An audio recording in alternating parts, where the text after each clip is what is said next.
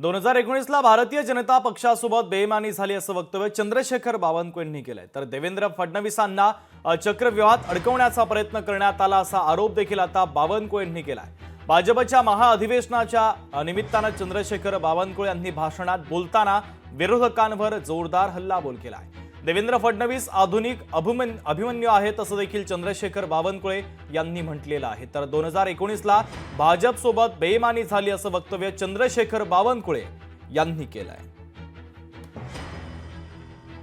2019ला जेव्हा देवेंद्रजी मुख्यमंत्री व्हायचे होते तो दिवस आठवतो। तो भाजपाचा यश त्यावेळीचं भाजपाचे यशही मला आठवतं। पण त्यावेळी आपल्या सोबत झालेली बेईमानी आपल्या पाठीत खंजीर खुपसला गेला। खऱ्या अर्थाने महाराष्ट्रातला एक एक कार्यकर्ता हळहळत होता। मला आठवतं आपल्या सोबत झालेला विश्वासघात, मला आठवतं आपल्या देवेंद्रजींना चक्रव्यूहात अडकवण्याकरता झालेले प्रयत्न।